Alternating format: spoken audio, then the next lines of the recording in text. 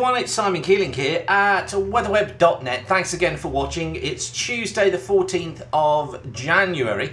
Well, we're looking at some cooler weather coming through for next week. Just thought what we'd do today is just review the CFS, look where it's going, look at the various different models, see where they're going as well, and just have a damn good weather chat. We're being very excited here today in the office. You might have noticed if you're following us on Twitter or through Facebook, because we've had a front come in with a great succession of clouds coming in ahead of it. Textbook example of clouds, in fact. So myself and Gary have been getting very excited. And talking of Gary, don't forget to check out his fast forecasts, which are updated every day by sort of 10 o'clock in the evening. If you go to the WeatherWeb homepage, which is this one, and then if you click on the fast forecast there under the featured video channel, you can actually watch Gary's forecast. It gives you a detailed forecast for the following day and for the next few days as well, so make sure you check out that every single day.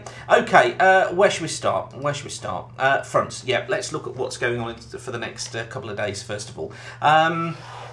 This is the chart for tomorrow, for Tuesday. No, it's not. This is stupid. Look, it's the 14th, which is today. So this is the chart for today. This is the front that's coming in from the west. And there's our warm front, which has been producing all that lovely cloud. It's streaming its way eastwards now. It's going to be bringing some outbreaks of rain during the course of the night. 3 to 5 millimetres looks to be about right. Do you think, Gary, 3 to 5 millimetres? Yeah, 3 to 5 millimetres we're going to go with overnight tonight. And that'll spread its way eastwards through all areas as well. Now, what it's going to do is put us into a warm sector.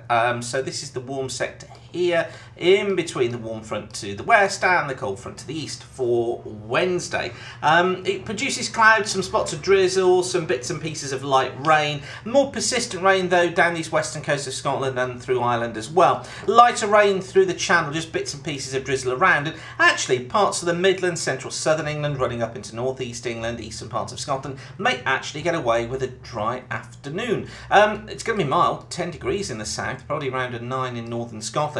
More persistent rain coming into the west though later as this front arrives, and that one's got more rain associated with it, which of course could lead to some localised flooding problems. Ground levels, water levels are so high now that we could induce some more slight flooding problems from there on in as that front goes through. Another 5 to 10 mil probably overnight from that feature as it moves its way eastwards. Then for, where are we? Thursday. Yeah, Thursday. Low pressure centred off towards the west of Ireland. These fronts rotating around it, bringing some pretty heavy showers across western and southern coast. But inland, not too bad. Yes, there'll be a few showers out towards the west, but overall I think not faring too badly. Then we get on to Friday. Low pressure over the top of us. I think we're going to be looking at a mix of sunshine and showers. Some of the showers fairly heavy, most of them out towards the west, but you trust this chart at your peril. I think this is going to be changing, but if this did come true, then we got some cooler air starting to stream in there from a northwesterly direction through the country, so temperatures starting to fall off a little bit. And then as we get into where are we? Into the weekend. There we are. That's what I wanted to show you. Into the weekend, we've got some more rain around as fronts move their way north-eastwards. This is Saturday. Again, big question over this one, over exactly where this front is, but could produce some rain across southern and eastern areas. But notice low pressure still in control, and temperatures generally are going to be falling. And talking of temperatures, let's just look at the ECMWF, see what happens here, because the ECMWF operational has been playing around with temperatures. These are at 850. It's been playing with temperatures over the last few days. You notice it's seeing this kind of dip taking place from Friday onwards. Look, this kind of roller coaster effect here. The ECMWF really struggling with things, but that would make things colder into next week. But having said that, most models are going for cooler conditions into next week. It just depends on the depth of cold that actually is. This is the GFS ensemble. Again, all these charts available at WeatherWeb. This is the GFS ensemble, and consistently it's been showing this fall off in temperatures from sort of Friday and into the weekend. So we're going from these 10s, look, as maximums tomorrow, down to sort of 5s here by the time we're getting into, when are we, the 23rd of January. So that would be, what sort of, 9 days time, something like that. So cooler overall for all of us, but still not the depths of winter cold. So looking a little bit further ahead, CFS is struggling to see anything really. This is the CFS week 1. Now you do have to kind of twist yourself around a little bit just to see this, because the UK is underneath there, look. But if you twist your head, that basically is lower than normal heights across the country, which is essentially what we're seeing during the course of the coming week. This is week 2, look, still got low pressure in there. What it does is it builds this ridge out towards the west of us. In fact, I should do that. Builds this ridge out towards the west of us. Then we got a trough. We got a ridge out towards the east as well. Look at this there. 1, 2, 3.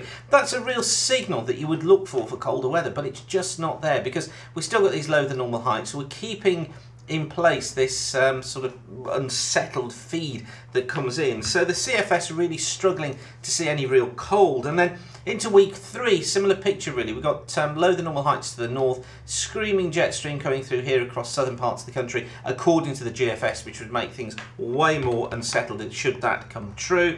And then into week 4, similar sort of position here, look, with a westerly flow across many areas and low pressure centred up towards the north. So actually we stay with that idea of unsettled and relatively mild conditions going right the way through into the middle part of the month. And further ahead, this is what the CFS is saying. Now remember, this is just one model, but it's just interesting to see how it tries to do things on here. This is the rest of January. This is pressure anomaly for the rest of January. And notice it's keeping it low. Basically what it's doing is putting low pressure up here. It keeps these west-southwesterlies going. It tries to build pressure out towards the east and in the Atlantic, but we're stuck between the two. So we're kind of getting that flow going around the top of these systems. Then into February, this is the latest ideas it has for February. Remember, this is the mean of pressure for the period throughout February. It's got high pressure centre down towards the south here. Near normal pressure across much of the country for much of February. Brings this west to west southwest wind, so tries to keep us on the mild side, or rather temperatures near normal, I should say.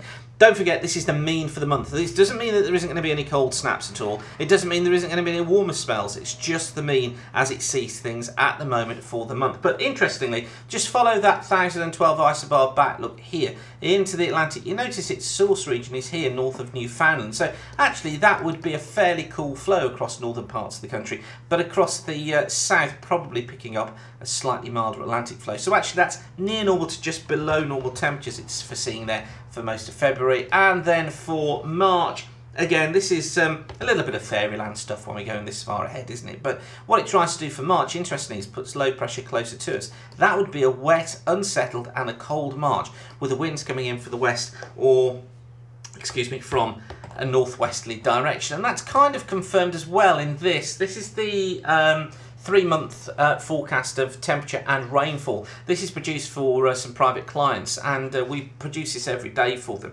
This is from the CFS, and you notice here that actually it's not really seeing many dry periods in there. Look, it's got one here.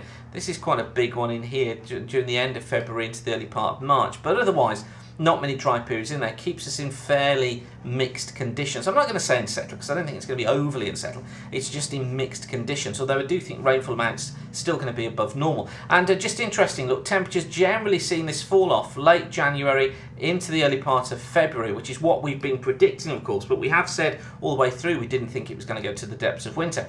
Picks up early February, dips down again during the middle of the month, then we get another rise. Much of the back end of February mild, goes cooler late February, early parts of March.